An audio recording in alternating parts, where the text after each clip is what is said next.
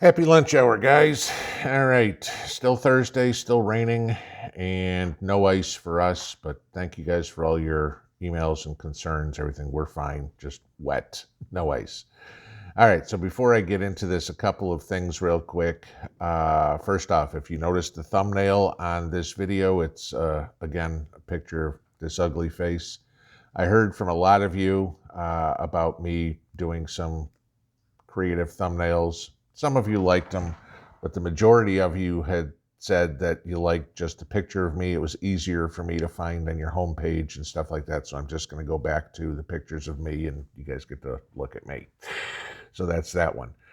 Second off, we will be here on this channel for a week until next Wednesday, for the simple reason is I lost my appeal on my strike for the stupidest reason of all, not because of anything I said in the video, but because I put a link in the description to a website that sold accessories.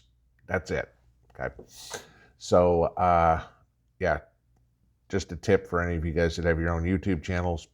Don't put website links that have sales in it. They don't like that. Well, weapons accessories at least, okay?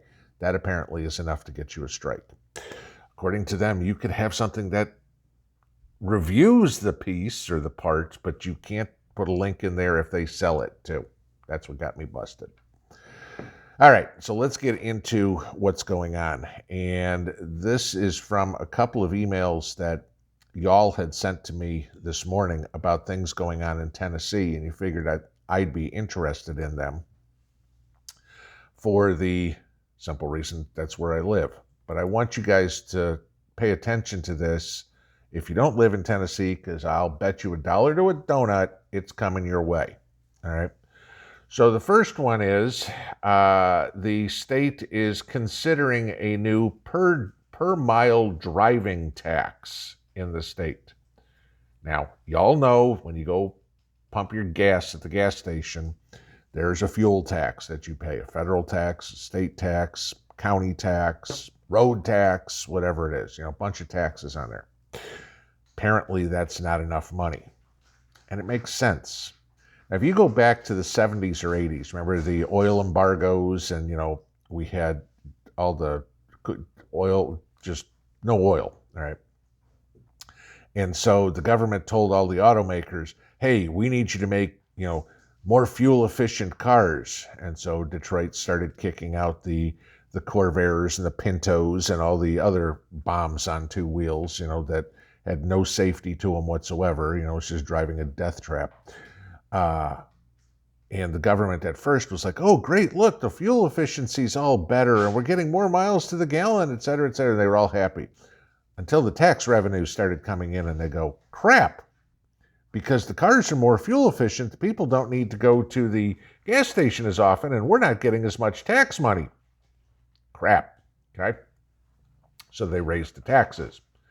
Well, now you have a similar phenomenon going on with all these electric vehicles, is that, oh, well, if people are driving EVs, they don't have to go to the gas station at all, and therefore we don't get any tax money from them.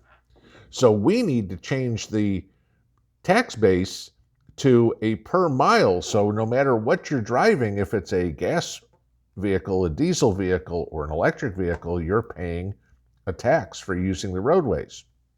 I got no problem with that. I can, to a point. Okay, you can hear me on both sides of this one. Yeah, the people driving the EVs need to be paying somehow too. However, I'll pretty much guarantee you that part of this is not going to be to rescind the gas tax. You'll still be paying the gas tax. You'll just now be paying a per mile tax too. So congratulations, this is probably a way to double tax us. Okay? So there's the first problem with this. And you know their answer. Well, if you don't want to pay the taxes, twice, buy an EV.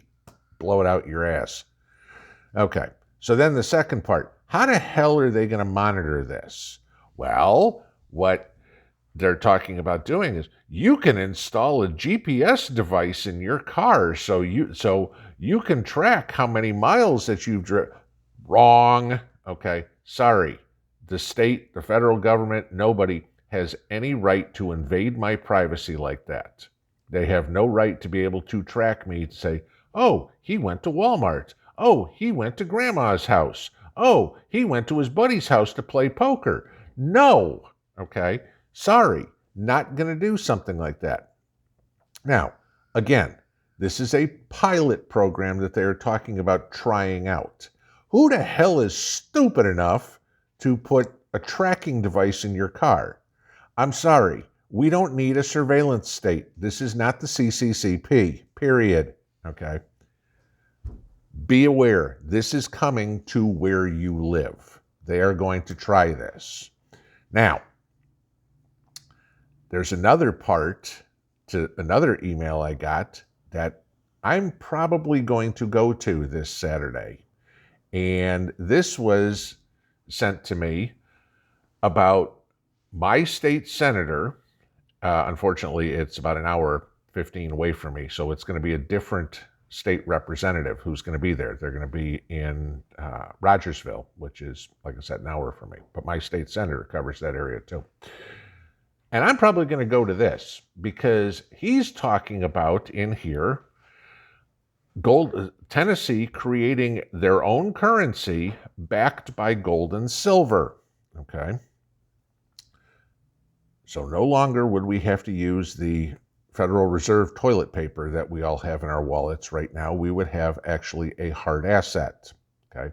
Now, you know my thoughts on this. Put your gold and silver in the bank and you can get currency based on it. No, I'll use currency based on your gold and silver, but you ain't touching my gold and silver. That's got nothing to do with it, okay? Because that's still my protection against your incompetence there, government at whatever level.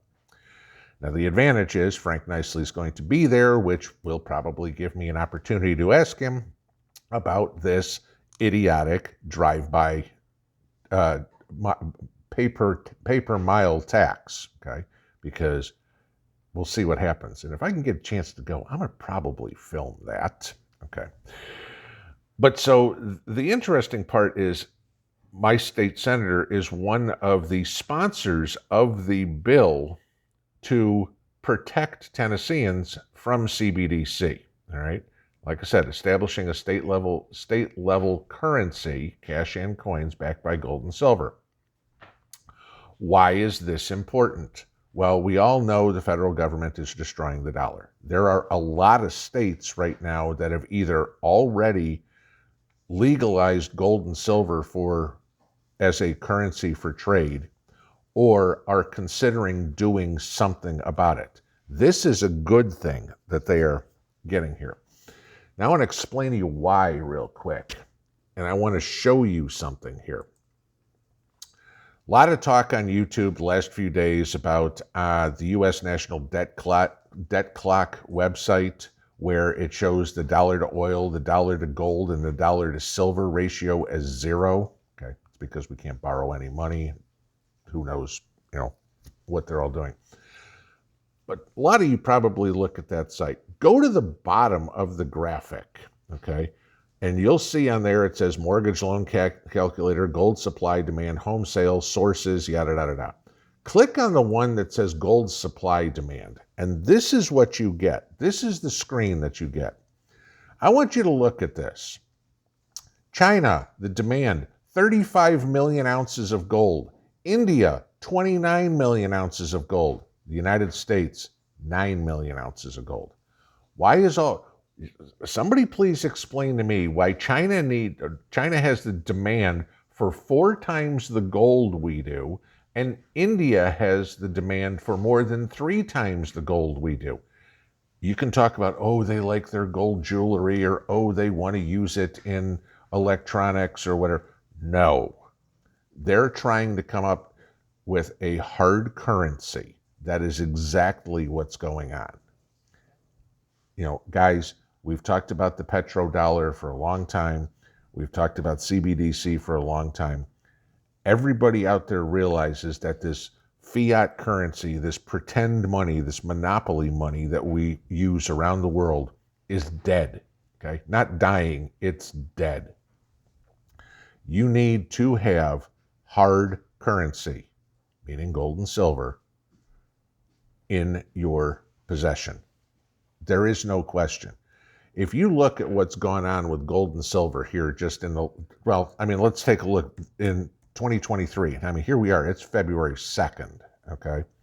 Gold was up something like 6% for the month of January. I want to give you this as an example. The average stock market return for the year annually since 1929 is 7%.